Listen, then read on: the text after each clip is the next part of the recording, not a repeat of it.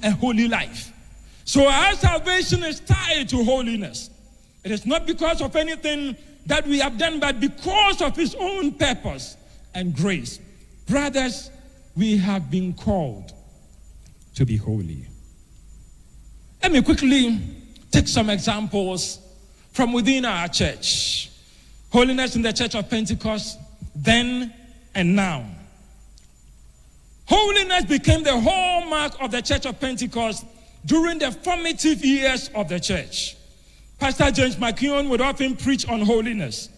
According to Onyina, McKeown laid so much emphasis on holiness during his teachings, oftentimes citing Hebrews chapter 12, 14, and B, that without holiness, no one will see God. To the extent that it seemed without holiness, salvation might be considered absent. Members adhered to these teachings, and holiness consequently became a lifestyle of the church. For instance, the slogan of the women's movement, now Women's Ministry of the Church, which became officially recognized in 1945, introduced by Adam McKeown, the brother of James McKeown, was holiness unto the Lord. Holiness. And so it has become a slogan. But it wasn't just a slogan, it was actually a lifestyle. Could we have posit that one of the factors that led to the fast growth of the Church of Pentecost was a strong emphasis on holiness. Holiness in character was also expected to be exhibited outwardly. Women especially were required to dress modestly without the use of cosmetics during the McKeown era. Cosmetics or makeup were seen as belonging to the world.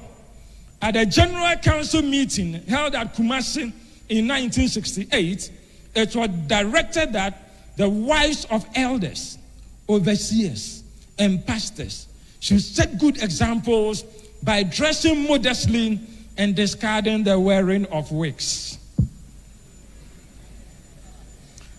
Let me see how many of our women who are not wearing wigs today. The men were also discouraged from spending time visiting football stadiums while they could use the time to pray.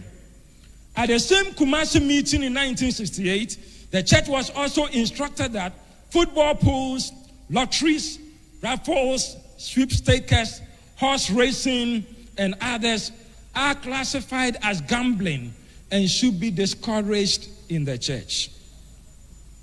Several disciplinary actions were therefore instituted for those who fell into such sin and other kinds of behavior that the church felt would tarnish the image of the church.